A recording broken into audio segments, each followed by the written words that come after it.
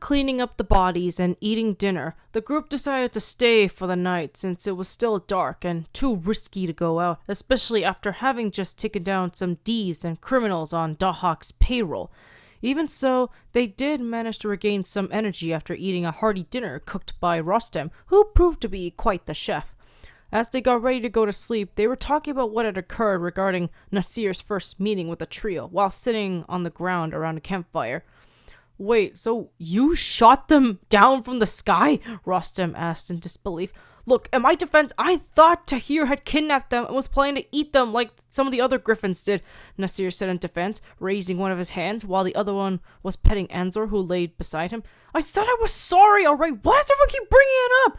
"Because you almost got us killed, that's why," Tahir said in a deadpan tone, "and nearly ruined the prophecy, which would have allowed us to defeat Dahak," Gordafari pointed out, "or at least give us a chance at doing so." "Guys, come on," Soraya defended. "He already apologized plenty of times. Besides, it's getting late. We should get some shut-eye in order to get back to the secret base and meet up with the chief." "You're right," Tahir conceded as he laid down his head to rest. "We should go to Humbawa first, since he did raise me ever since my parents died," Rostam suggested. "That, and I want to make sure he's alright, since it has been a while since I last saw him. I want to let him know where I'm going so he doesn't worry about me." "Yes, we should check on him," Yasuka agreed. "We may require his assistance in the future if possible. Is it alright if we accompany you in meeting him personally, or do you wish to meet him alone?" "Sure, you can come along," Rostam said, "but I gotta warn you, he doesn't take too kindly to humans in his forest." "Really? But you're human, aren't you?" Soraya asked in confusion.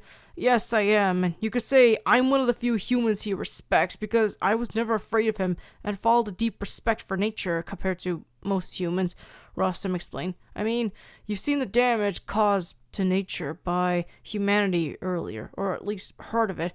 That's part of the reason Humbawa doesn't like humans, or at least doesn't have a lot of respect for them."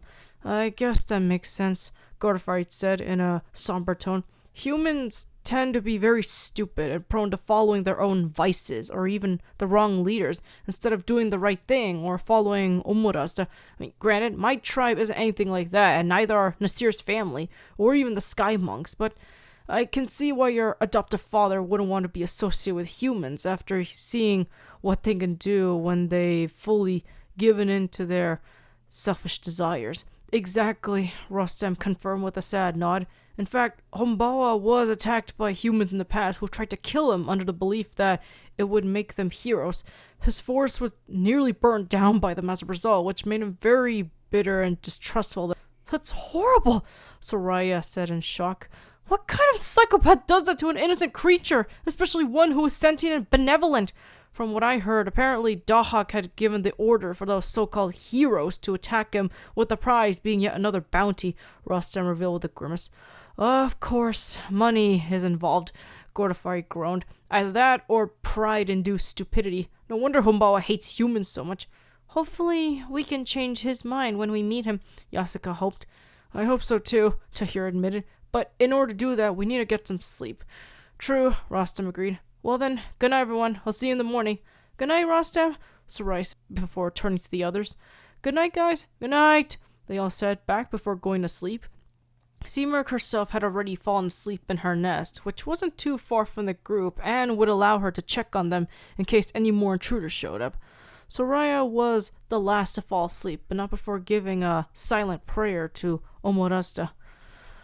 "Omorazda, great creator of Avesta and all who reside in it," she thought to herself as she prayed. "Please help us in this journey and find a way to destroy Dahak for good. And hopefully, maybe, I'll be able to forgive my parents for keeping Tahir's existence a secret from me." As the princess fell asleep, she had a strange dream that was both surreal and ominous.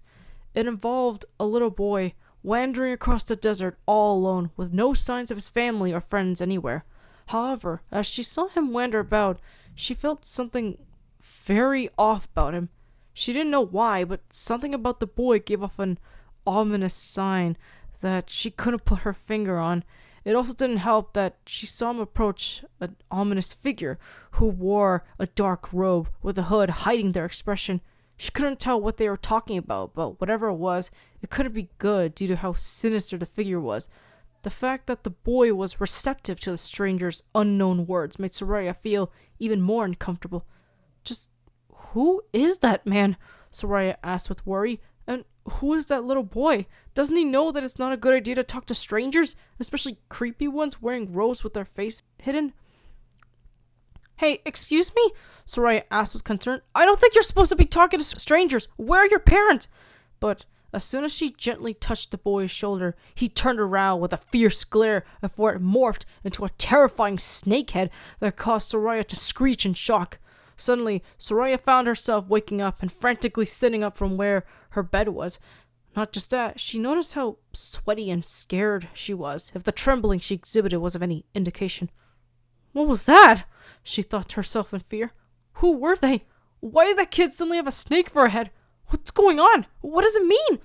Breakfast is ready, Rostam shouted, causing Soraya to realize how hungry she was, especially since her stomach was growling. Oh man, breakfast already? Soraya commented in surprise. Why didn't anyone wake me? Everyone else seems to have gone to the dining area. I better catch up before they eat without me. Just as she was about to do so, Yasuka showed up to bring her to the dining area. You're up? That's good to hear, Yasuka said in surprise and relief. Sorry we didn't wake you earlier. Most of us had woken up early and you were still asleep, so we decided to let you rest for the journey ahead. Thanks, but you didn't need to do that, Soraya assured Yasuka before yawning. Otherwise, I would have missed breakfast. Don't worry, I'll make sure to wake you up earlier next time, Yasuka assured the princess. Good, Soraya said with a giggle of her own. If you do, I'll treat you to some sharbat or even lokum once this is over. Sharbat? Lokum? What are those? Yasuka asked, causing Soraya to drop her jaw. What? You've never heard of them? She asked in shock. I think I have, but I never got a chance to eat them, whatever they are, Yasuka revealed in slight embarrassment. To be honest, living on fruits, vegetables, and even beans grown at the Sky Monk Sanctuary does limit your diet at times. Oh, we have got to fix that once we defeat Dahak, Soraya spoke in determination. Sharbat is probably the best drink to have in all of Avesta, especially when it's chilled and you add cream as well as fruits to it. Lokum is the sweetest treat you can possibly have and easy to make too. I can even teach you how to make it later. Wouldn't that be fun? Yes, that does sound fun. And delicious, Yasuka admitted with a blush. Alright, I'll take you up on that offer. Great! Soraya exclaimed as she clasped Yasuka's hand before dragging her to the dining area once they had arrived. The group greeted the two ladies and ate the delicious adasai soup, water, and bread that was served to them by Rostam, who was still just as good at cooking as he was since the previous night. It also proved to be quite rejuvenating given how excited and eager the group was to continue their journey back to the Fumi tribe camp, but not before stopping by the forest and where Hombawa was said to live. Of course, as the group continued to eat and talk with one another, Soraya couldn't help but ponder over the mysterious dream she had about the child and the figure who appeared to corrupt him in some way. Just who were they? She wondered to herself as she ate her meal. Why did they appear in my dream? Do I know them? Soraya, are you okay? Tahir asked with concern, snapping Soraya out of her thoughts and remembering where she was. Are you okay? You've been quiet for a while. Huh? Oh, sorry. I'm still in the process of waking up, you can say, Soraya assured her brother. It wasn't a complete lie, but it was something she could use so as to not worry her brother. I shouldn't overthink it, she thought to herself before shaking her head in order to clear it. After they were done eating, the group got ready with Rostam in hand, while Simurg smiled down at them. She stayed near the exit which would lead to the bottom of the mountain. With their supplies and horses in hand, the group bid the avian creature farewell, with Rostam being the most emotional in saying goodbye. Farewell, Madar, Rostam said with tears in his eyes. I will see you again in the near future. I do not know when or how, but I will come back to you like I will for Hombawa. I know you will, Simurg said in a gentle tone, but not before lowering her wings to hug Rostam as he embraced her body as much as he could despite how small he was compared to her. I will see you and your friends again in the future. I swear on it. I'm glad to hear that, Rostam responded with a grin of his own before letting go. I will miss you while I am gone. This will probably be the longest I am away from home. Yes, it will be, Simurg agreed, but I know that you will make it through and come back. I shall miss you as well, my son. Even so, be safe, and may Omurasta bless you on this journey. Thank you, Soraya said in gratitude. May he bless you as well while we are gone. Farewell, Simurgh, and thank you for letting us stay the night. You are welcome, your highness, Simurgh said. Be careful on your journey, and be sure to make it to Humbawa before the sun sets. Right, will do, Tahir agreed with a nod, before allowing Soraya and Yasuka to ride his back, while Gordafari and Nasir rode on the backs of their respective horses. Enzor continued to stay by Nasir's side whilst on the ground, whereas Rostam didn't need to hitch a ride on either the horses or Tahir due to his large build. Despite the others' concerns over whether he would be able to catch up to them, Rostam assured them that he was fine, as he possessed enough leg strength to run alongside their steeds and canine companions. He proved this to be true as he ran using his strong legs and was surprisingly swift when on his feet, much to the shock of everyone. How are you so fast? Nasir asked in shock.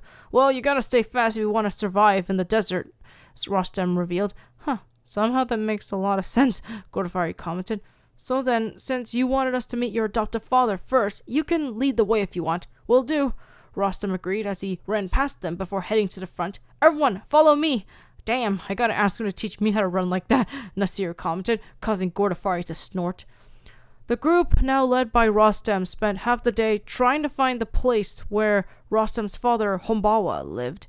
According to what Rostam told them about him, he resided in a forest known as the Cedar Forest, which was around the western area of Avesta.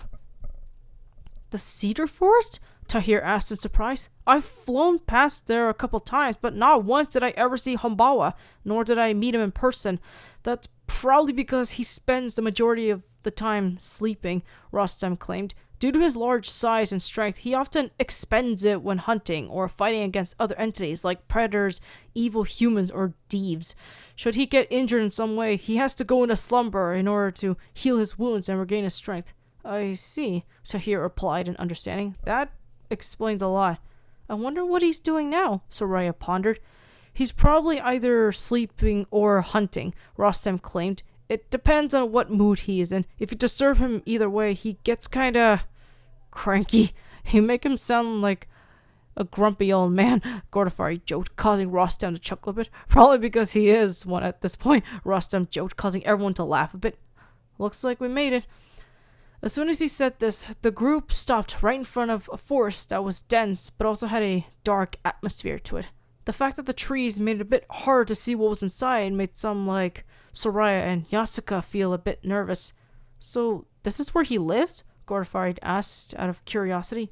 Yes, this is the place, Rostam confirmed with a nod. It's one of the few places that is considered to be off limits to most human activity. Even hunters are wary of being around here long due to Humbawa's presence scaring them off. But didn't you say that Humbawa had fought humans before? Yasuka asked in confusion. Yes, but that was years ago and only occurred when I was still a child, Rostam explained. Even so, he doesn't always fight or kill people as long as they don't try to antagonize them needlessly. He's not a monster, despite what the public may say. You can blame it on Dahak's propaganda or even the unreliable accounts of idiots, Gordafari commented with a wave. Anyways, we should meet up with him before it gets dark, and hopefully just in time to meet up with my father and the tribe. I hope so too, Rostam said as he and the others walked inside the forest. They remained quiet for a while in order to avoid provoking or scaring any creatures that were nearby. Yasuka and Soraya continued to sit on Tahir's back, though Soraya got off her brother so she could stretch her legs, and conveniently leave Yasuka alone with the Gryphon prince. After a few minutes of walking, Nasir decided to break the silence. So, what does Humbawa look like exactly? He questioned. Given how none of us have ever met him, we don't know what to expect when we meet him in person. Is he big? Oh, yeah, for sure, Rostam confirmed. In fact, he's bigger than me, though not nearly as big as Simurgh. What can you best describe his face or build? Yasuka asked. He has horns on his head, fangs that protrude from his mouth, and hooves on his feet, Rostam recalled. His body is also muscular in a way, due to being one of the strongest creatures to ever exist, especially since he has both fur and scales on his skin. Sounds almost Dave-like, if you ask me, Tahir commented warily. Yeah, he does tend to come across as scary, and the fact that he resembles a Dave hasn't helped his case either, Rostam admitted with a grimace. But don't worry, he's not nearly as bad as he looks. As long as you don't provoke him, then you should be fine. I hope so, Soraya said in slight fear. Eventually, after walking just a bit further, the gang arrived at a mysterious cave that was similar to the one that Seamerg resided in. This is where he sleeps in, I presume? Godefroy asked. Yep, Rostam said before calling out to his father. Padar, I'm back, and I brought friends too! A silence occurred after he shouted for his father, until the sounds of heavy footsteps were heard. Oh, my son, a deep booming voice said as the ground began to shake a bit from the large footsteps approaching him. You have come to visit me and brought some guests in the process too. While some like Godefroy and Nasir were tempted to pull out their weapons in a panic, the sight of Soraya and Yasuka shaking their heads prompted them to stop, especially when they recalled how Hombawa was attacked by humans earlier. But once he did show his face to the group, they, sans Rostam, couldn't help but tremble in the presence of the beast that stood before them. Hombawa, as described by Rostam, was a large beast of a creature that was vaguely humanoid, at least according to his facial features and body, but the hooves, horns, fangs, and scales on said body said otherwise, as he seemed to be a mishmash of various creatures that lived in the forest. While one would probably have mistaken him for a Div, the group could tell that he was no Div and was merely another creature that lived in the wilds, while also being sentient like Seamerk was. Even so, his scowling expression did not go unnoticed by them, especially after Rostam mentioned Hombawa's dislike of humans. Compared to Seamerk, who had a calming and majestic vibe to her that made them feel safe and comforted, Hombawa was more tense if not hostile. Regardless, they were there to see him for a reason and would speak to him if it made Rostam happy. Yes, I have, father, Rostam confirmed. These are my new friends and allies who have requested my aid in defeating the one known as Dahak. The moment the beast heard this, his eyes widened a bit before narrowing in response. I see, Hombawa began. Explain now, and from the beginning too, so I can grasp the situation at hand that requires you to help the humans once more.